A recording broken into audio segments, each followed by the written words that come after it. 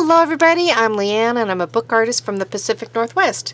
I love sharing ideas of things that you can use to put in your books, and today I've come with a new one. If you're new to the channel or if you haven't subscribed before, go ahead and subscribe down below. Hit that button, and if you hit the bell you'll know when I have new things out.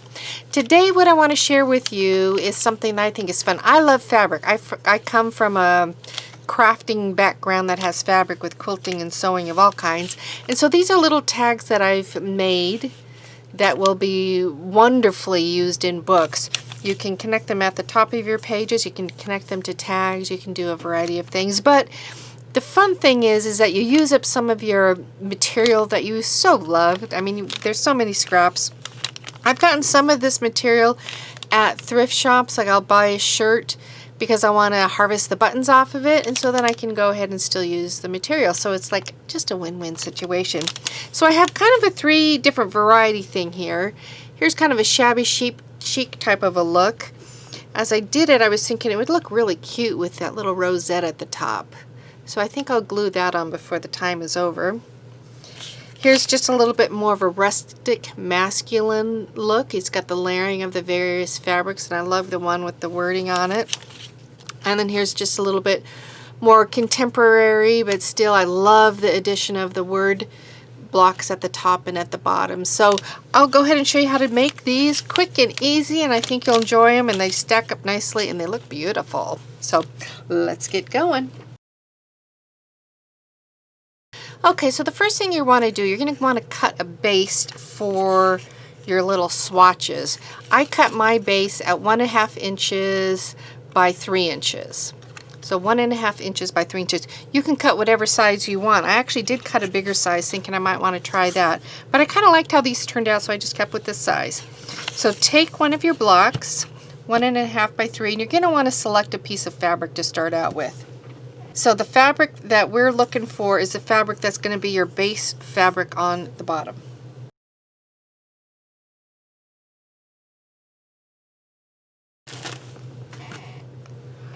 So I think I'm going to use this just vintage piece of fabric. I cut a little bit larger than the size, and then I'll be trimming it down as I go. Now I want to pick some other pieces to coordinate with it. So I picked 4 fabrics here, 4 different ones that I thought went together nicely. So I'm going to use those for my piece. The first thing that I want to do is grab this, and all I did was grab the glue stick, place glue on my piece, and then place the fabric down on top of it. That holds it nicely. If you want to sew around it too, that would be an awesome look as well. So I'm going to just place it down there, push it down nicely, and then I'm going to grab my pinking shears. If you have pinking shears, or if you have some crafting scissors, that makes just a wonderful look. If you don't, it's still fabulous just with the straight lines. But since I have the pinking shears, I'm going to go ahead and use them. I can save those scraps for later. So see, makes just a nice little edge. Now I have to decide what colors and what fabrics I want to layer on top next. So I think I want to do a solid and then go into my stripe, and then maybe a solid again, or maybe I think the stripe at the top. Okay, so what I'm going to do, I'm going to take this and I'm just going to start cutting it down to the size that I think might be able to work on my piece. And I'm not going to worry about the top portion yet, because that's going to have a band over the top of it. So I can cut this one so that it goes completely across, or I can cut it just a little bit shy so that a little bit more of that fabric sticks out. And that's what I like doing. Then I've got this one. I need to decide which way I want the lines going. I think I'll just have them going the long way. So I'm going to go ahead and trim this. Cut off the top a little bit. I'm sure I'll have to cut that off a little bit more. So now what I'm doing, I'm laying that on top, and I'm just kind of, can you see how I'm cutting over the edge of that but not clear over? So this material still shows, but I'm going over that edge of material a little bit. So it just creates a nice little movement for the eye. So I'm going to have that. Then I want this top one. I could use lace here at all. I might, if I wanted to, I might go with 5. We'll see. So I'm going to go ahead and cut these edges.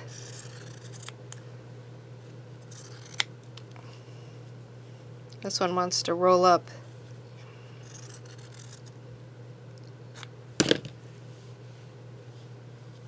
So I've got that one there.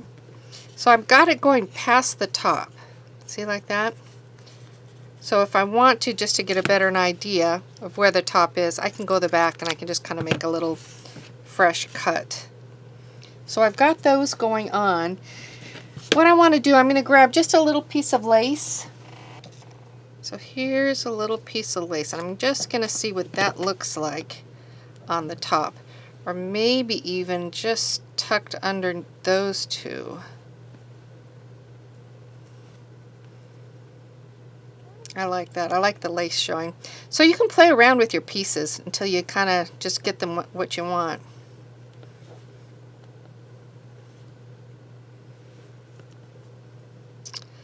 Nice.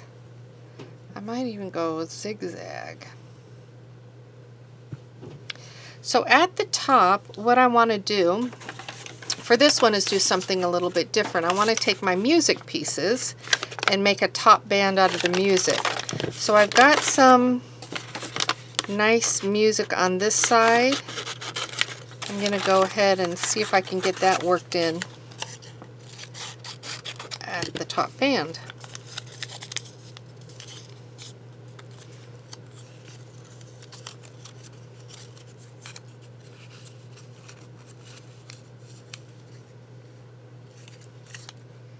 Okay. So to secure what I've got in place right here, I'm going to go ahead and call it good and secure it, and then if I have any additional trimming, I can do trimming. So I've got these places. I just lift them up all at once. I go to the bottom one, go the next one with a little bit of glue, the next one with a little bit of glue. The thing I want to watch out for is the very top area, because if I want to punch a hole, I need to make sure I don't have glue in that middle section. So I'm going to just put glue on these two side parts there. So now that I have that, I'm going to take a look, and I can see that that bottom pink layer is just a little bit off angle-wise. And so for me, I just want to just trim it slightly so it creates more of a straight edge. Okay. So now for that top band, let's see what that music looks like again. If I go with that in the middle. So what I did, I went ahead and put Distress ink on it. Let's give it another try.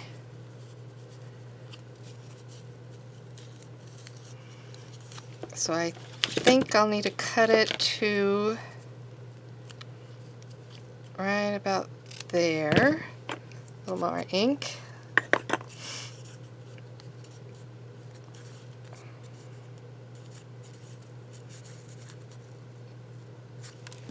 So I'm going to cut these little knobs in a little bit. Just taper them a little bit, because it seems to me that they're starting to go a little farther out. So actually, while I'm right here, I can see it on this side what's happening. So I can go in and I can just kind of do some fresh cutting to make sure it's not too long. Okay. Much better. So I'm going to cut off clear to just about there.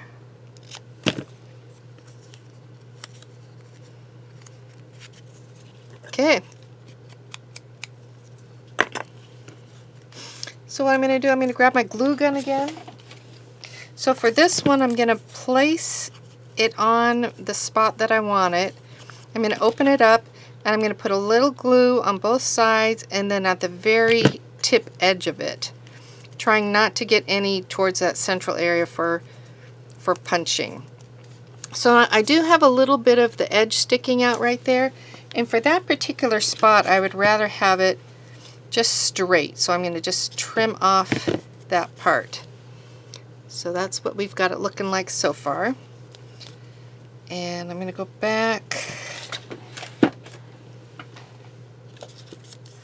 going to go back and trim this edge just a little bit more. So now that I've got this all ready, what I'm going to do, I'm going to do the punch at the top. For the punch, I'm going to use my crocodile, this big thing. We are memory keepers, and it's got two different sizes. I'm going to punch it with the smaller one. So I'm going to just kind of find the middle, put it in there, and just go for it and punch and hope it's close to the middle.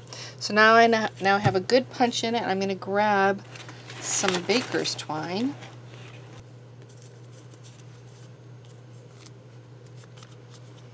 And I can thread it right through the hole, and boom, there you go. You've got an awesome piece of ephemera for your book. So while I'm at it, I want to take the little piece of rosette and put it on the other one that I made previously. I'll show you on this one too. Oh, I'm just going to put it on this one. I'm going to put it on a brand new one. I like the contrast with that. It would look good on both of them.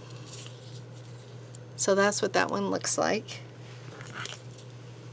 That's what that one looks like. So now I want to show you how to do the topper for this one though, with the words. It has just a nice rustic, I just like the feel of it. I like using words. So you have your tag, you're going to do it just like normal. Okay, here's 4 different fabrics, 1, 2, 3, 4. 4 different fabrics that I've selected. So I'm going to go ahead and start laying them on just like I did the other one.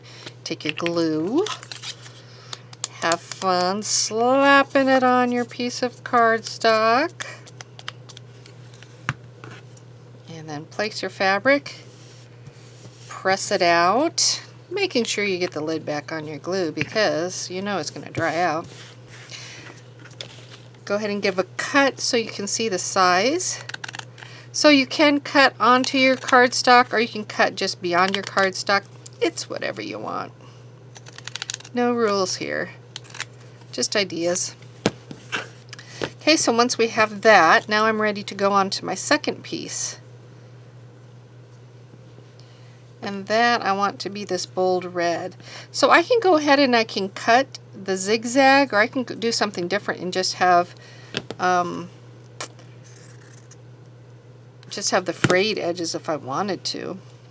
I'm not sure what I want. I'm going to go zigzag. I guess that's what I want. So I'm going to trim it down.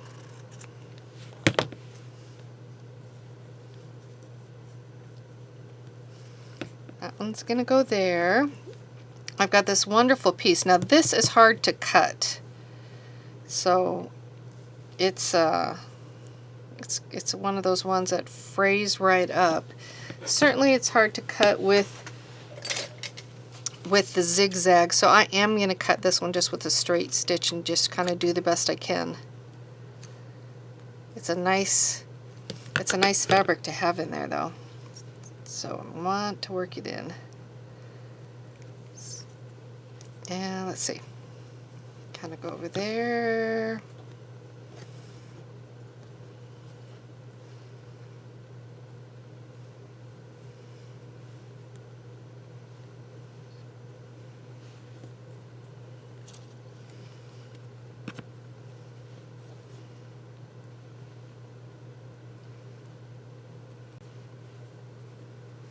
And then the lace.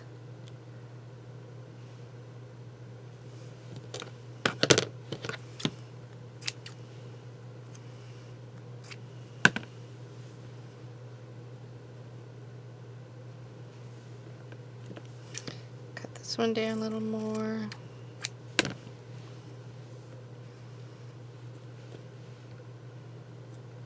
I think I like it. Okay, so now what I'm going to do, I'm going to go ahead and just lay the little blobs of glue, just enough down to hold the material in place. Press it on.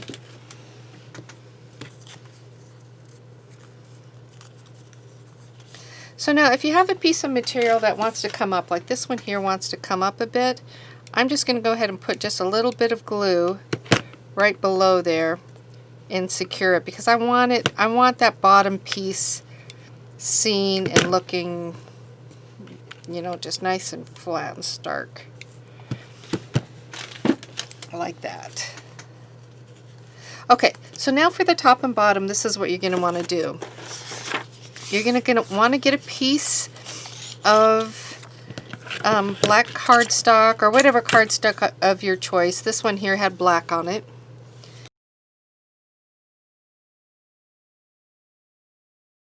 So what you want to do is you want to grab a pen. So these are some pens that I got from Hobby Lobby.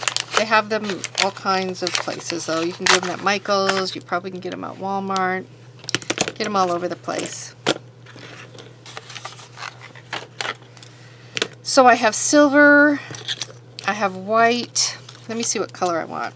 That's white. That's silver.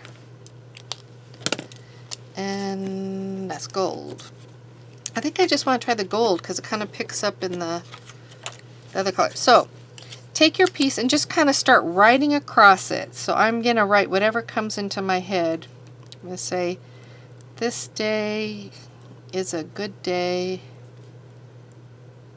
to go and craft with friends and eat strawberry pie. I don't know where that came from. Yay.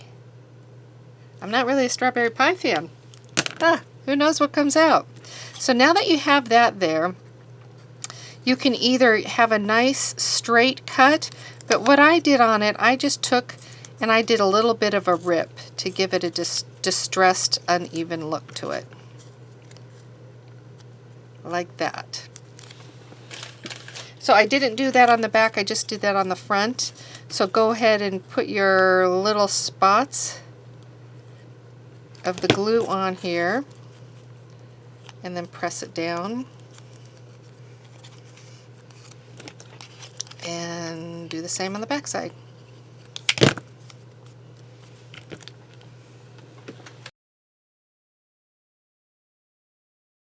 And I'm going to rip right in the middle of all those. Going to line it up at the bottom and glue. So I'm going to grab my hole punch again. If you don't have a hole punch like that, you can take your awl. Let me find mine. You can take your awl. Let me clear that out.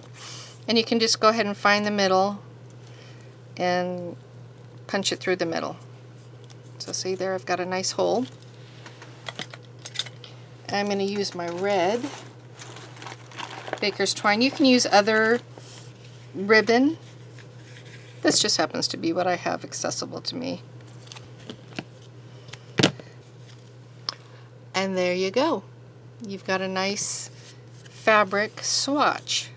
So let's take a look at what we've got here. So here's the swatches that we finished today. This was the one that I made earlier. You can write on the back of these too. Aren't they just fun? And then, you know, just the added personality of whatever twine or string that you use on the back. But it just has a nice feel to it. So all you quilters out there, man, you can make some awesome ones. So that's our project for today. I hope you have a fabulous day. I hope you know how valued and treasured you are. It's a crazy time we're living in right now. We don't always hear that, and I really want to make sure that that's known, that you are a valued and loved person. So have a great day. I look forward to seeing you again, and I'll come back with another great idea. Talk to you later. Bye.